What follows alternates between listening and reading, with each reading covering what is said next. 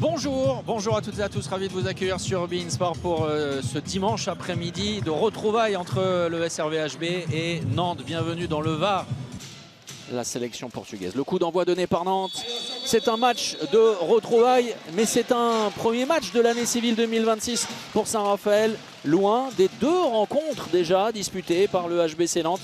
Le problème pour Saint-Raphaël, c'est que Nantes est d'un tout autre calibre avec l'entrée de Yann Tarafeta, lui aussi excellent avec les Hispanos. Et Emric Min face à Benjamin Bataille, facile. Engagement rapide refusé. Même si Emric Min n'avait pas remporté totalement son duel. Ah oui, ils ne sont pas du tout dans le rythme, les Raphaëlois.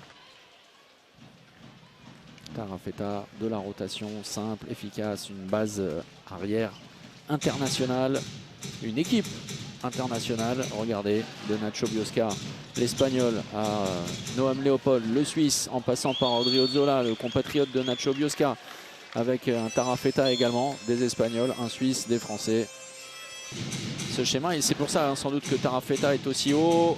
La passe, oh là là, quel ballon capté. Et à nouveau, Péchit s'interpose. Odriozola, Odriozola. Oui, qui a réussi à se rééquilibrer après le dernier contact. Là, et attention, Drevi qui a tenté ce qui aurait pu être une cuillère, comme on dit. Heureusement, sans dégâts, sans toucher Kaldi Odriozola. Regardez, il a hésité. C'est Marc Lévigne qui se présente. Lui, la machine également à marquer avant d'arriver à Saint-Raphaël. Péchic, battu par Lévigne pour permettre à Saint-Raphaël d'échouer à 4 longueurs, 20-16 en faveur de Nantes de manière totalement logique. Regardez, évidemment, il a patienté, il s'est soigné, réathlétisé. Jorge Pérez, désormais, donc gardien du temple raphaélois. Et le coup d'envoi de la seconde période avec sans doute l'un des enjeux, François-Xavier, c'est la situation de Thibaut Brié. Mais vraiment, c'est d'une fluidité avec les transmissions, comme si on avait eu besoin d'une illustration pour nos propos. Cette action avec une nouvelle fois de l'engagement.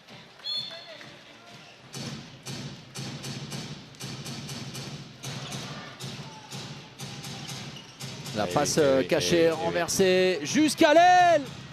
Noam Léopold sous la barre transversale pour redynamiser l'attaque nantaise et offrir le 28e but. Pour un mauvais changement, Raphaël. Oui, alors ça a été supputé au moins. On va revenir au jeu. Relevé très rapidement, en tout cas. Neves avec Brassler, moment essentiel avec Benjamin Bataille.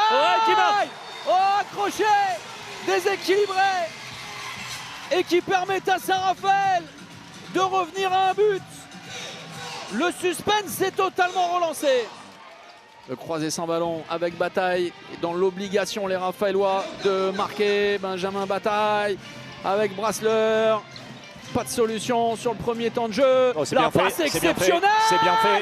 Et le but que va trouver au ralenti Johan Maresco. Ivan Péchic constate les dégâts.